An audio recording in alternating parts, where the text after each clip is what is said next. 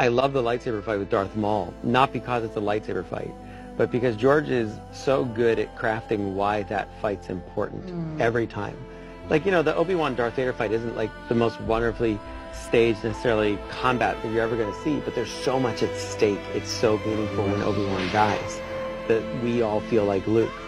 In Phantom Menace, you're watching these two Jedi in their prime fight this evil villain. Maul couldn't be more obviously the villain. He's designed to look evil, and he is evil, and he just expresses that from his face all the way out through the type of lightsaber he fights with. What's at stake is really how Anakin's going to turn out, because Qui-Gon is different than the rest of the Jedi, and you get that in the movie, and Qui-Gon is fighting because he knows he's the father that Anakin needs. Because Qui-Gon hasn't given up on the fact that Jedi are supposed to actually care and love, and that that's not a bad thing. The rest of the Jedi are so detached, and they've become so political that they've really lost their way. And Yoda starts to see that in the second film. But Qui-Gon is ahead of them all. And that's why he's not part of the council. So he's fighting for Anakin.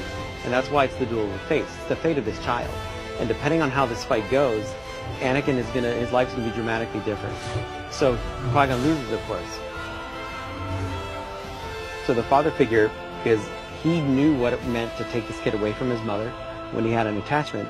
And he's left with Obi-Wan. Obi-Wan trains Anakin at first out of a promise he makes to Qui-Gon, not because he cares about him. When they get Anakin, when they find him on Tatooine, he says, why do I feel like we've found another useless life form? He's comparing Anakin to Jar Jar. Excuse me. And he's saying, this is a waste of our time. Why are we doing this? Why do you see importance in these creatures like Jar Jar Binks and this 10-year-old boy?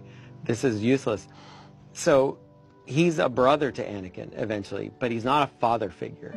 That's a failing for Anakin. He doesn't have the family that he needs. He loses his mother in the next film. He fails on this promise that he made to Mother, I will come back and save you. So he's left completely vulnerable. And Star Wars ultimately is about family. So that moment in that movie, which a lot of people I think diminish into just a cool lightsaber fight, but it's everything that the entire 3 films of the prequels hangs on, is that one particular fight. And Maul serves his purpose, and at that point died before George may bring him back, but he died. And that's showing you again how the Emperor is completely self-serving. He doesn't care, he's just a tool, and he's using people, and now he's going to use this child. That follows all the way through to the line which terrified me as a kid when the Emperor tells Luke, you like your father are now mine. And the idea when I was a little kid watching that movie of some evil person possessing my father, making him do things or making him be evil was terrifying. That was like a thought that was horrible. Also, it's amazing when you watch Return of the Jedi that Luke has never done anything that I would call it like he's a bad character. He has like a tendency to be dark, and a lot of people wanted Anakin, oh, he should have been darker as a character. It's not true at all. I believed Luke would turn to the dark side in Return of the Jedi. I believe that was on the table. I believe that he would kill the Emperor. And because of the way George arranged the story, I knew that was the wrong thing to do. When he's saying, you know, you want your weapon, you know, strike me down, I am defenseless. He wants him to give into his anger. He wants him to give into his hate. And the fear, the structure that George has laid out in all the movies is coming to fruition now. And the only thing that's going to save him is not his connection to the Force. It's not the powers he's learned. It's not all these things that are an advantage to him. That's gotten him to the table.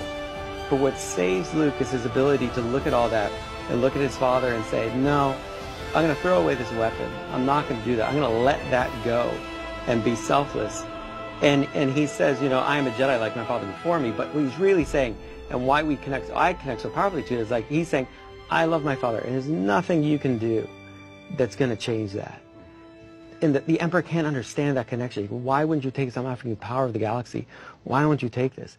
And Anakin then in that moment has to decide to be the father that he's never had. He has to give up all the power of the galaxy and save his son. And that's the selfless act that he does in return for his son. And that's what saves him in turn. So the son said the father said the son. And it works out perfectly. And I draw that line all the way from Phantom Menace to Jedi. That's the story of Star Wars. So when he pops the helmet, you're saying when he pops the helmet off in that moment was part of the fated arc.